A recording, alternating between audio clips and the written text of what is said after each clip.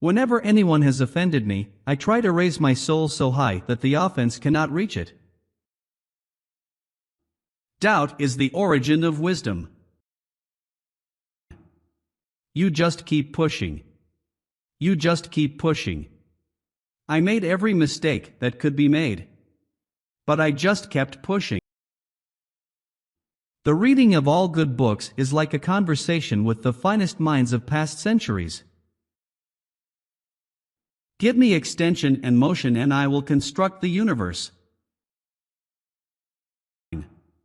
If you would be a real seeker after truth, it is necessary that at least once in your life you doubt, as far as possible, all things. We do not describe the world we see the world we can describe. 9. Mathematics is a more powerful instrument of knowledge than any other that has been bequeathed to us by human agency. It is not enough to have a good mind, the main thing is to use it well.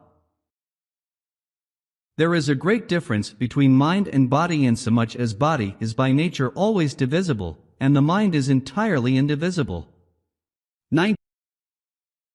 I can doubt everything, except one thing, and that is the very fact that I doubt. Simply put, I think, therefore I am. The only thing that I know is that I know nothing.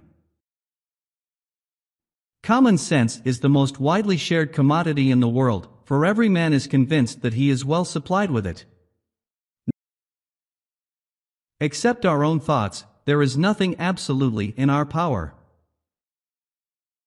Divide each difficulty into as many parts as is feasible and necessary to resolve it. The greatest minds are capable of the greatest vices as well as of the greatest virtues.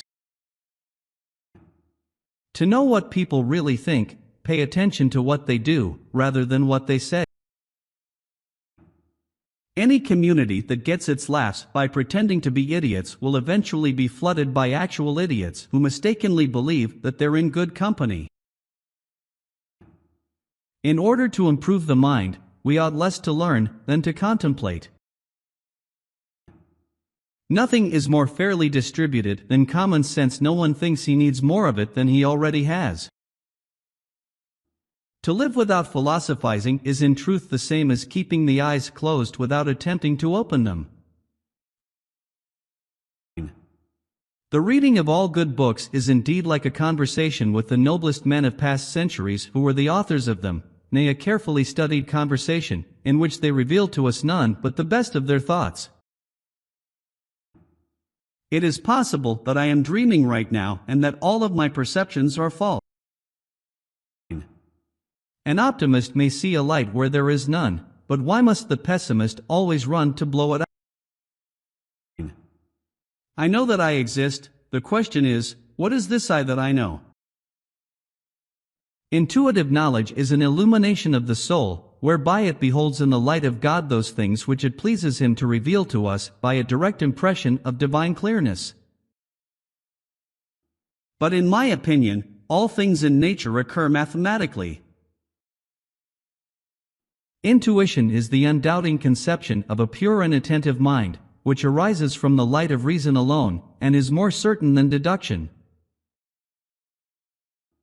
How can you be certain that your whole life is not a dream? When I consider this carefully, I find not a single property which with certainty separates the waking state from the dream.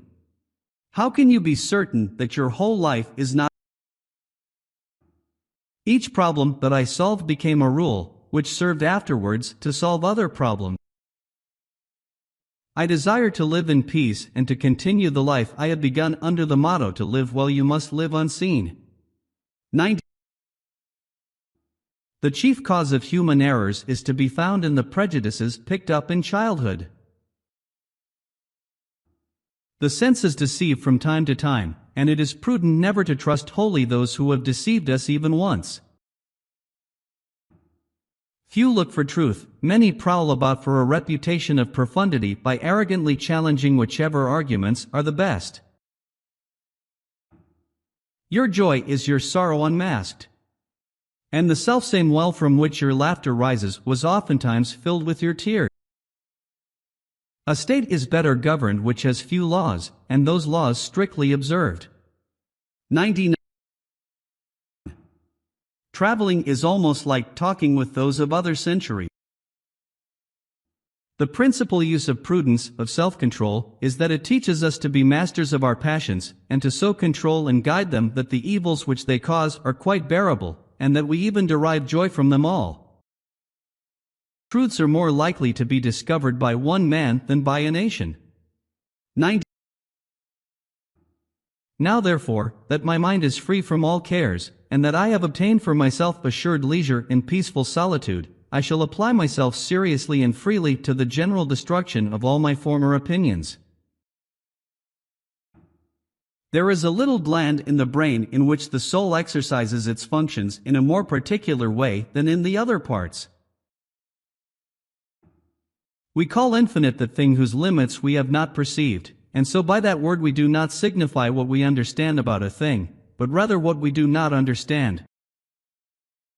There is nothing so far removed from us to be beyond our reach, or so far hidden that we cannot discover it.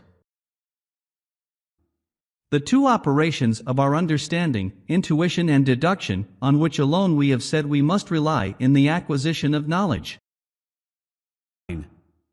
It is only prudent never to place complete confidence in that by which we have even once been deceived. For I found myself embarrassed with so many doubts and errors that it seemed to me that the effort to instruct myself had no effect other than the increasing discovery of my own ignorance. I accept no principles of physics which are not also accepted in mathematics. Every man is indeed bound to do what he can to promote the good of others, and a man who is of no use to anyone is strictly worthless.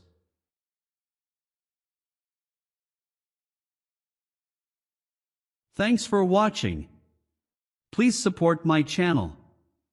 Don't forget to like the video and subscribe for regular content. Like, comment and share. See you next time.